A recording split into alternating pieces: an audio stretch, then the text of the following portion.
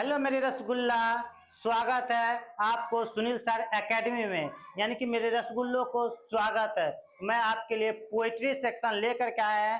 Sweetest love I do not वो का objective लेकर के आया है। सब्जेक्टिव हम नेक्स्ट वीडियो में लाएंगे और उसका लाइन बाय लाइन एक्सप्लेनेशन के साथ हम लास्ट वीडियो में कर चुके हैं।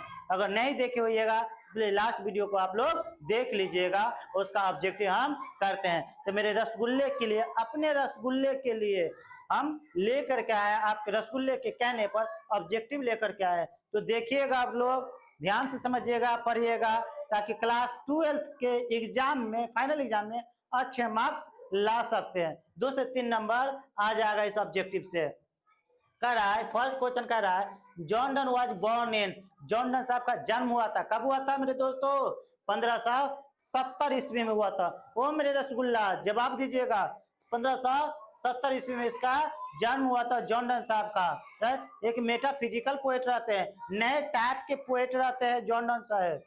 सेकेंड में कह रहा है इन द पोएम, पोएम में sweetest love I do not go, die stands for, ये डाई का मतलब क्या होता है इस पोएम में? तो टू डाई होता है, मरना होता है। ऑप्शन नंबर क्या हो जाएगा मेरा? ए हो जाएगा। अब मेरा रसगुल्ला समझ में आ रहा ना? जवाब दिया, ऐसा नहीं कि बैठल रहिए। नेक्स्ट क्वेश्चन कर रहा है थर्ड में, John Donne was the pioneer of, John Donne pioneer आते हैं मेटाफिजिकल पोएट्री का। राइट, नए टाइप के पोएट्री लिखते हैं, तो metaphysical poetry. Right, option number b. Fourth question कर रहा है sweetest love I do not go has been address to, तो sweetest love I do not go में एड्रेस क्या गया है किसको? स्वीटेस्ट लव की वाइफ के बारे में बताया गया है, उनकी बिलव्ड के बारे में बताया गया, अपनी पत्नी, अपने प्रेमिका को एड्रेस किए हैं, बताए हैं। तो क्या हो जाएगा? डॉन्स वाइफ हो जाएगा, अपनी पत्नी के बारे में बताते हैं। नेक्स्ट है John done has retain the poem, John Donne साहब पोएम लिखे हैं, कौन सा पोएम लिखे हैं? वो मेरे रसगुल्ला बतावा ना, कौन लिखे हैं? जॉन डन जो है लिखे हैं कौन सा poem? Sweetest love I do not गो। क्या लिखे हैं? Sweetest love I do not गो। तो ऑप्शन नंबर मेरा हो जाएगा सी हो जाएगा। नेक्स्ट है John Donne wants to go away because he is not tired of, John Donne साहब जो जाना चाहते हैं क्योंकि वो अपनी पत्नी से थका हुआ नहीं रहता, उबा हुआ नहीं रहता। जाना तो चाहते हैं लेकिन थक करके नहीं जाना चाहते हैं। तो कौन जाना चाहते हैं? किससे? अपने बिलव्ड से। किससे?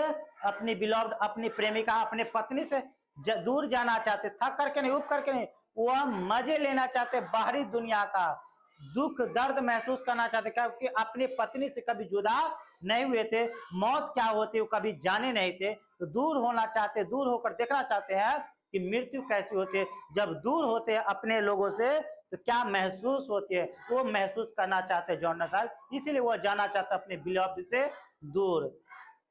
नेक्स्ट है John Donne had seen the sun setting night, John Donne साहब देखे थे सूरज को कल रात, यस्टरडे नाइट, सेटिंग होते हुए देखे थे। उसी का एग्जांपल लेते, सन का एग्जांपल लेते हैं और अपनी पत्नी को समझाते कि देखो कल रात सूरज जो चला गया था, डूब गया था और फिर से वापस आया है, मैं भी जाऊंगा और उससे तेज गति में वापस आऊंगा। किसको कह रहे हैं मेरे रसगुल्ला?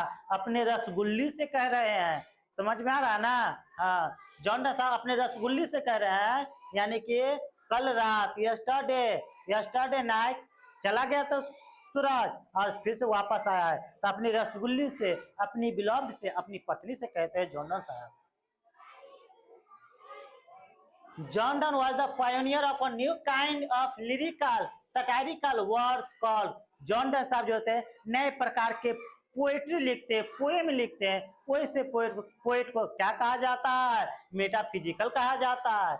वो मेरे रसगुल्ला क्या कहा जाता है? मेटाफिजिकल कहा जाता है। तब रसगुल्ला 2 क्वेश्चन बच गया है।